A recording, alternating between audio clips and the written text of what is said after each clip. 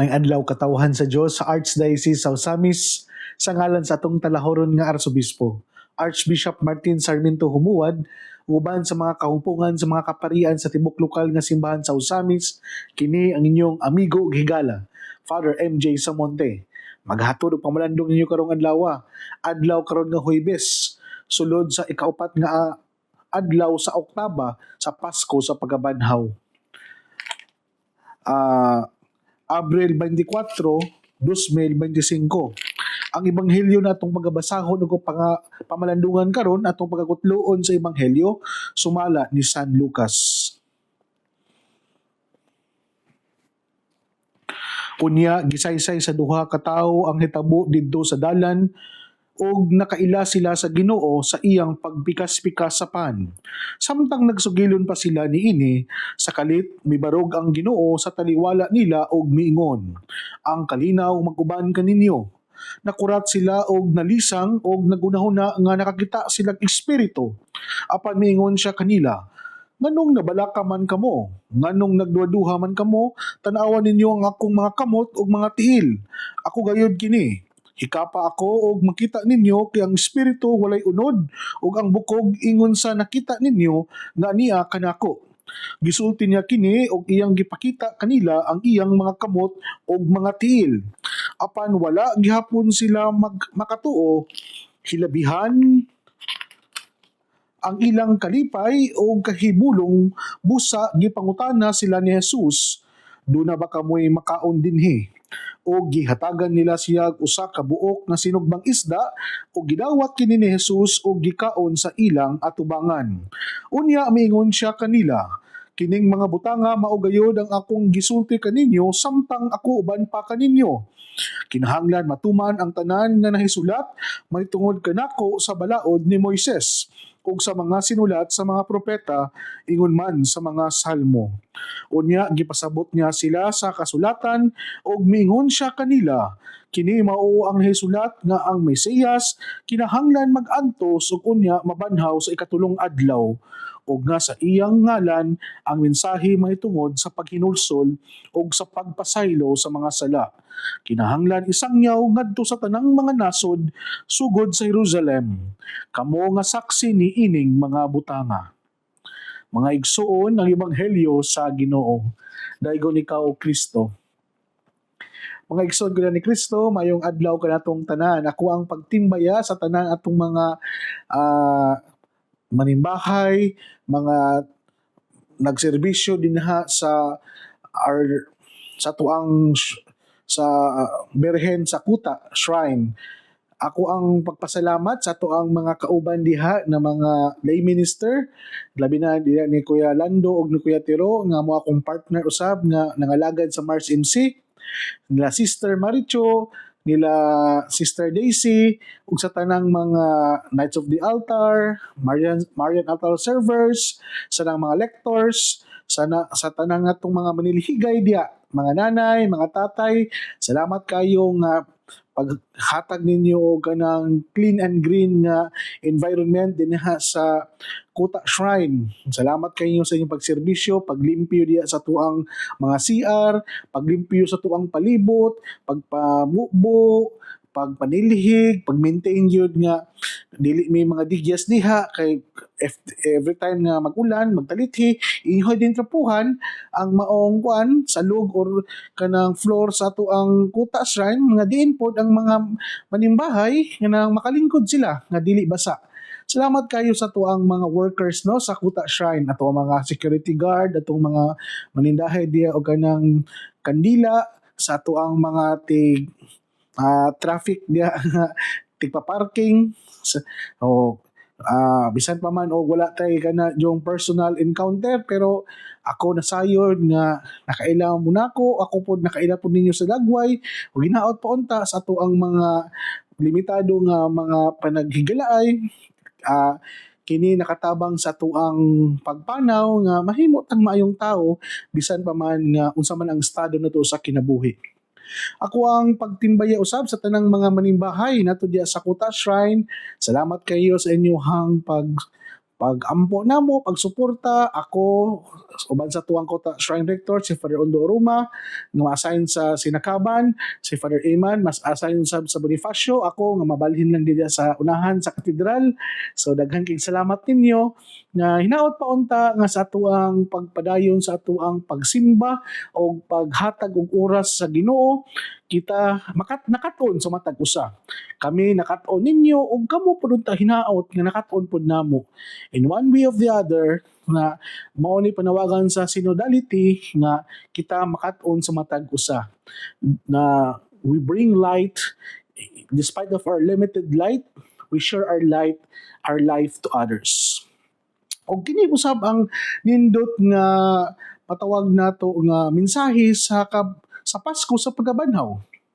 Nasayod kita nga sa atong ebanghelyo karon pipila pa lang kaadlaw namatay si Jesus. Ang kamatayon ni Jesus naghatag gini og kabalaka, kahadlok ug kalisang sa mga tinun-an ni Kristo.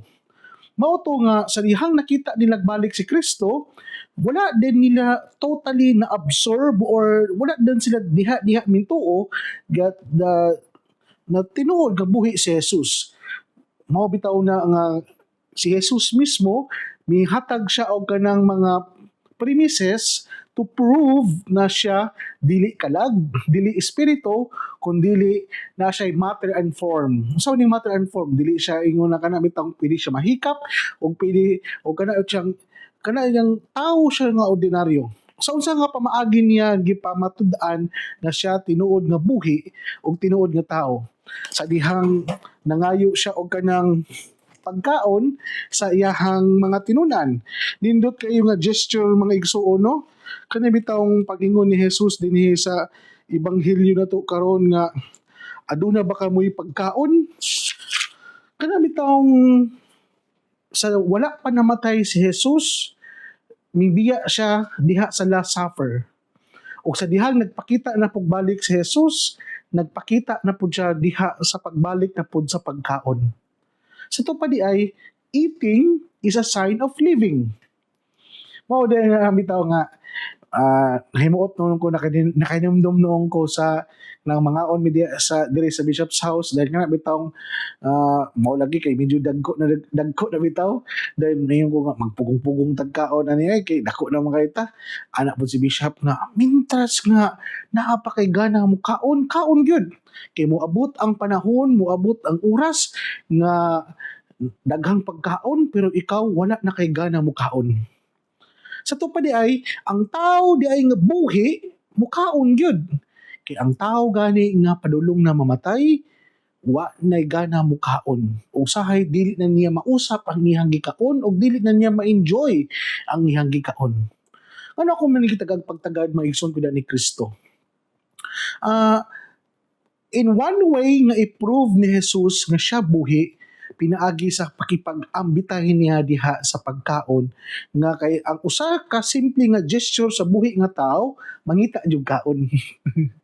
So nana gid mga igsoon, no? So mao to nga na-prove ni Jesus nga siya buhi, tinuod nga tao, dili siya espiritu, dadto ug unsa yang unang giingon, ang kalinaw manaa kaninyo. Ang unang regalo na gihatag ni Jesus ngadto sa iyang mga tinun-an mao ang kalinaw. Tungod kinasayod siya.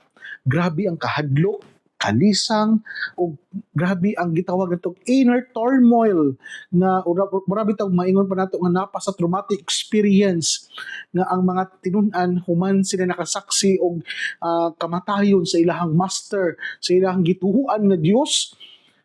Murag wala pa nila totally nadawat. Mao to nga one way nga para lang nga mahupay sila, gitagaan sila og gift of peace. We know atong paghisgutan usa din ning kalinaw. We know that ang kalinaw is not the absence of conflict. Kay na may mga tao nga walay problema, walay mga suliran sa kinabuhi pero walay kalinaw sa kinabuhi. So ang tinuod nga meaning sa kalinaw, this is what we para sa kuha lang ha, in my personal subjective point of view, it is a personal conviction that despite of the chaos, despite sa kagubot, you can attain inner peace within you. Pagkanindot kung nakainaning disposisyon sa imong kinabuhi mga igsuon, no?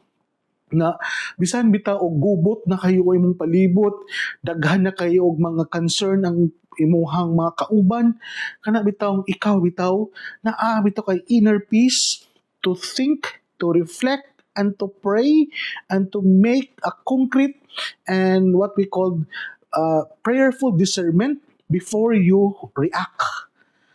Kay ang tao magud nga ay kalinaw, objective siya maguna-huna ba? Ang tao mangod nga ay kalinaw, kana bitawng dili siya pabugso-bugso mohimo og mga desisyon. Ang tao mangod nga ay kalinaw, kana bitawng before siya mustorya, gipamalandungan o kinibunga sa iyahang discernment and prayer and reflection. Mao day na no nga mao gid ni ang angay natong pangayuon aning kalibutana. Kay nowadays many people are kana bitang one of the luxury daw sa karong panahon na is no longer kanang mga cellphone. Dili na daw luxury, ang bagong luxury kanang mga mahalon kay nga sakinan, mahalon na mga sanina. The new luxury in our world today is to attain inner peace of mind and peace of heart. Kaya naman, kay daghan mga tao nga naay mga mahalon nga mga gamit. Daghan mga tao nga naay mga mahalon na mga sakyanan o ganang mga naka-accumulate sila mga mahalon kay mga butang. But the question is, makatulog ba kag tarong sa gabi eh? Ang pangutana, naa ba kay peace of heart and mind? Nga kana bitaw dili bitaw ka ingon nga irritable. Dili ba ka dali masuko? Dili ba ka dali nga muriak dayon sa mga sitwasyon? Diya naman dayon ang dakong question diya. So kay mauna nga sama sa kong nadunggan bitaw sa mga dato, daghang mga dato karon nga dagko kay mga investment, dagko kay mga profit sa ilang mga bangko, pero dili katulog og tarong kay gidisturbo man. Makaginansya ka kung ugma, unsa ka kang buhaton ugma no? Kana bitaw unsa ka ang ako ang angay buhaton para mas mo dato pa ko, mo ginansya pa ko. Tanawa na karon umaabot na mga pinili ay kani nga to ang mga politiko nga magpapili sa maong posisyon despite sa competition, despite sa kanang mga rating o sa kanang mga survey nga sila ulahi, napakay sila peace of mind. Makatulog baka sila og tarong nga makaingon silang dako ra kay gasto di na kuwang sa survey na ako sa ulahi. Naka sila peace of heart and mind. Nga bitong kaya ba kanila nga matulog na kaya bitong sa perfect number of hours or baka dili kay tungod kay kidisturbo sila o wala sila kanang ego nga matawag bitaw nga nindot nga disposisyon. Mao ni mga igsuon. So balik ta sa kalinaw na gihatag ni Kristo ngadto sa iyang mga apostoles. Ang kalinaw manaa kaninyo.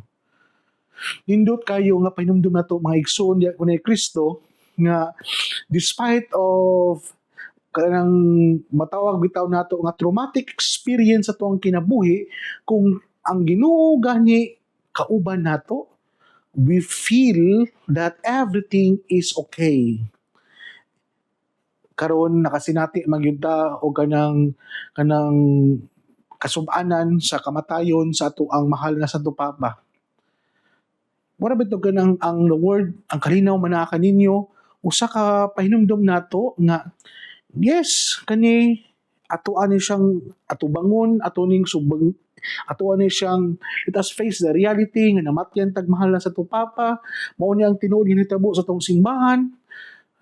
Pero dili unta ta ingon bitaw nga malisang dayon, mura bitaw ta og kanang mataranta, mura ta og kanang bitawng mawala ta sa maayong pangunahuna, kundi despite of this what we called problematic world, despite of this what we called kanang dili maayong kahimtang sa ato ang katilingban, we learn to continue and to journey with peace.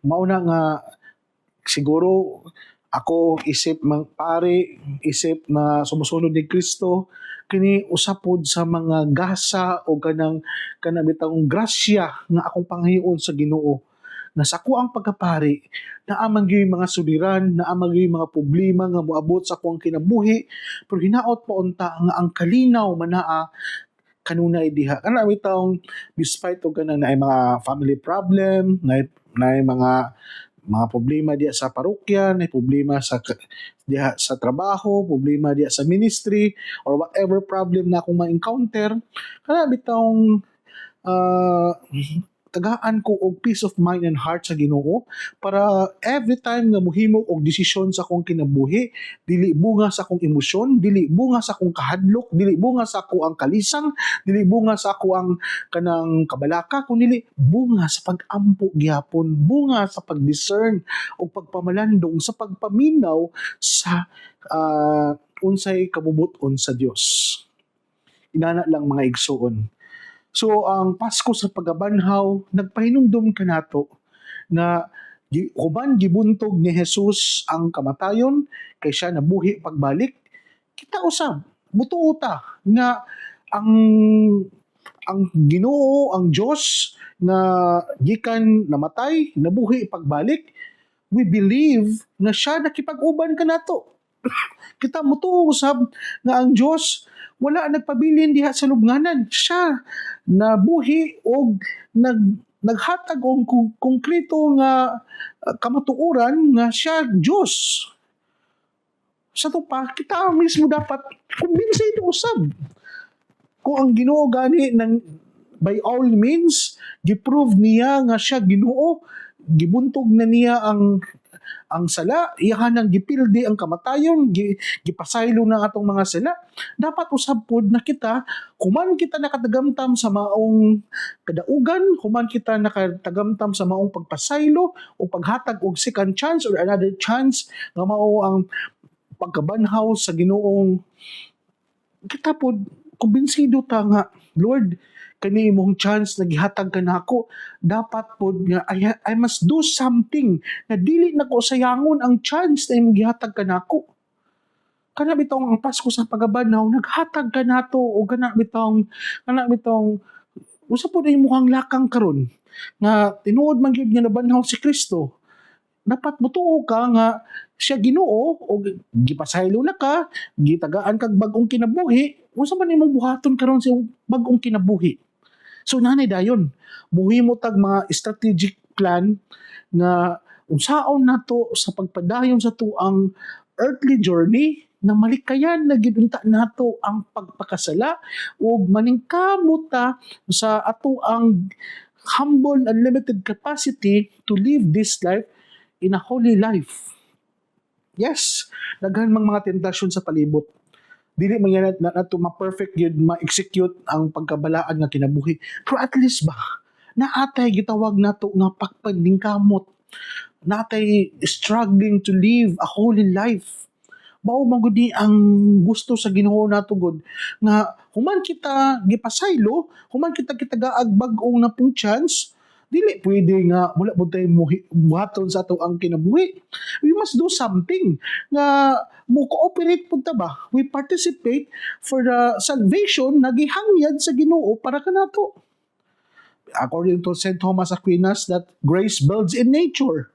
So kung ang grasya di ay mudagayday diha pinaagi sa unsa poy lihok sa kalibutan, pinaagi unta nato nga ang kaluwasan na gihanyag sa Ginoo mahimo kitang tulay padulong ngadto sa uban. Pinaagi unta nato mahimo tang bridge of salvation, and pinaagi unta nato mga ang katong mga tao na mga gipang nabugnaw ng pagtuo, katong mga tao nga nawad-an ng paglaom sa kinabuhi, atoa silang mapukaw, atoa silang matagaan og kadasig, ug pinaagi unta nato mapaila-ila nato ang nabanhaw nga Hesus. Kana lang mga igsuon. Naot pa unta, as what I said, sama sa gingon ni St. Augustine, we are the Easter people and Alleluia is our song. dili laong tatataman sa paglitok og alleluia, kundili it is our time to make a perfect, concrete nga pamaagi unsaon nato pagpaila ang nabanhaw na Hesus. Kung katong si Jesus nga wala pa nabanhaw, nate pagduha-duha kung Dios bagid siya karon, sigurado naman kita nga si Jesus tinuod nga tawo ug tinuod nga Dios. Ayaw kahadlok kung naaman diya ang pagpatay sa lawas, ang kahadlukan nato ang pagpatay sa espiritu sa nawalay katapusan. Akong pagtimbaya usab sa tanan natong mga kaigsuonan nga naminaw karon, labi na sa mga kaigsuonan nato nga nagtabang diha kanunay sa ato ang pagpalapnag ni atong pulpito sa kahinan, nga kanunay naghatag sila ang mga comments, naghatag sila ang mga feedbacks nga sila kanunay naminaw. Mao to nga pagpadayon lang mo og hatag sa inyong mga pangalan para next time ilista na gyud nako na siya o ako na yung ma-articulate ang inyong mga ngalan dinhi sa ato ang kuan sa DXDD. Salamat kayo sa ato ang mga kanunay nagampo, nagtabang. Sabado and Kahandig family, Tita Barrera and family, at Laila Del Mundo sa uban sa itong mga sponsors diya sa San Mateo Rizal na kanunay naghatag sa ilang mga suporta o sa ato ang mga kaigsuonan diha sa Manila, Ma'am Sara Flores and family at Bless and family, sa ako ang pamilya diha sa Pagadian City, si Mama Carmencita, o sa ako ang mga igsuon, o sa ako ang mga paumangkon, ako ang mga paryente, dili man ako malitok diha sa Lanao, sa Lala. Daghang salamat ug mayong adlaw kanyang tanan. Mga igsuon, dinhi lang ko kutob, ayaw ka mong kalimot na ang pulong sa Dios ang gayud nga pamation, pamalandungan ug paningkamutan nga mapuy-an. Bulahan ang tawo nga naningkamot magpuyo sa pulong ni Jesus, sama siya sa usa ka kahoy nga gitanom daplin sa sapa, kansang ang dahon dili gayud malaya. Og tempo sa tingbunga, muhatag siya maayong mga bunga. Hinaut-paunta na kining tanan natong nadungog og gipamalandungan, makatabang kanato sa pagkinabuhi nga balaan na maoy magdala kanato sa atong gitinguha og padulngan ang gingharian sa langit ang gipangandoy sa matag binunyagan.